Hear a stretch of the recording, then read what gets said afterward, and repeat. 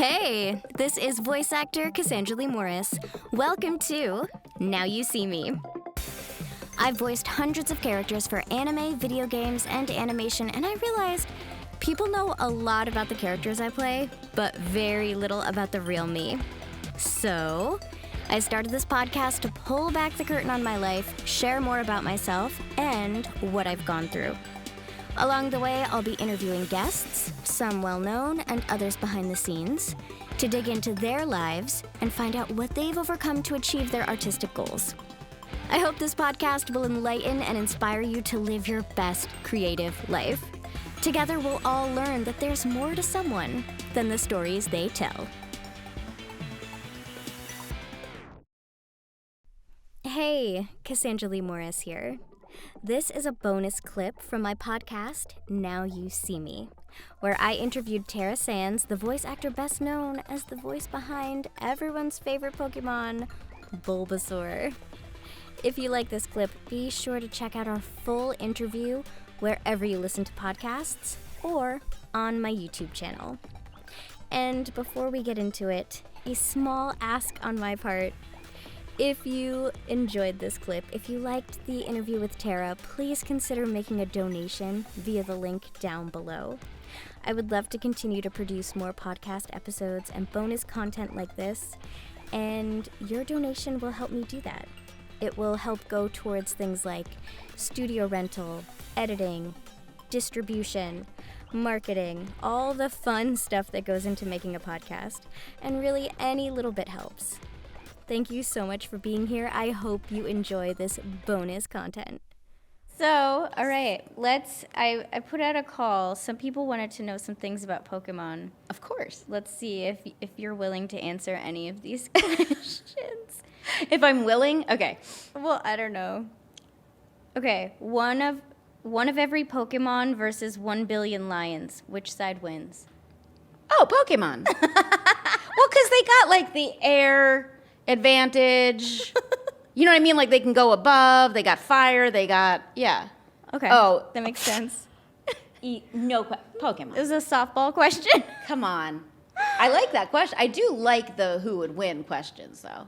Oh, okay. Do you have a fave Digimon? Do I have a favorite Digimon? Yes. I'm trying to think of who I can say. I played Kari in Digimon Adventure Tribe, but I'm just, because we're here right now, I'm blanking on who my companion was. I'm putting her on the spot. That's fine. If you voice a Pokemon itself, which you do, how do they direct you on it? Oh, that's a good question. So in the old days, because I work on the show, I came back after many years away from the show. Mm-hmm. So in the old days, we would listen to the Japanese reference and try to match the tone. So they showed with the first day of work, I was there playing a human role, and then they were like, hey, you're here, try this. See this little bluish green guy? So they played it for me, and he was saying, Dane, because his name is Fushiga Dane. I hope I'm saying that right. Fushigi Dane in Japanese. So They said, sound like that, but say Bulbasaur.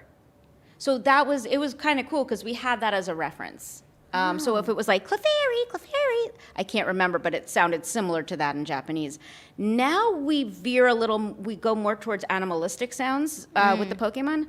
I don't find that we're being directed as much to listen to the original. Oh, and again, It's because we were, back in those days, we weren't getting episodes ahead of time. They had no idea what was going to happen. They didn't know there were going to be hundreds of them, So I think then that was a good formula to use, because it ensured, I know there's actors who don't worry about the original Japanese, and I do a little bit, because I do think the original writer and director might have been in on that session, and they might know some things that I don't know. They might know something that's coming up. They might know. That makes sense. Yeah, so I do feel like honoring the original is important. That makes sense. Yeah, but oftentimes they tell us to ignore it. So yeah, that's true. Yeah. Wait, so Bulbasaur isn't Bulbasaur in Japanese? No, so that's why I can't. I never knew that. Yeah, no, so because again, like it's based on like the bulb on his back and things like that, like so that wouldn't have translated. Oh, So yes. I don't know exactly the translation, but I'm not the Spanish voice of Bulbasaur. Right. There are some Pokemon that have like Pikachu's Pikachu in every language. Right. So some yeah. are. So it's not crazy you didn't know that. There Okay. still are a few that are the original in all of the languages. Okay. Uh-oh. She's laughing at the question. I don't know what that No, means. because you don't have to answer this one. Have you ever wanted to be a Pokemon master and feel fulfilled in living the dream of so many?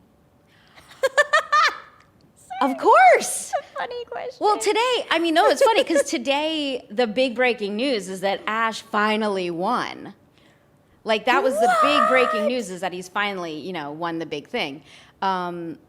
But I love that it took him this long to get there. And I like that it's about the journey. He's still 10. No, I think it would be so cool to be a Pokemon master. I think I would worry they would get hurt and I'd feel bad, but I would still like the feeling of battling my Pokemon. What is your fave Pokemon and why? Oh, you guys know I can't. I have to say Bulbasaur. It's Bulbasaur. We know. There's these it's fine. Bulbasaur sneakers coming out tomorrow that Puma is making, and I'm like, I think I need them. I think you do too. Yeah. Okay. He's so cute. Listen, I've said this before, like, I don't credit myself for the success of Bulbasaur.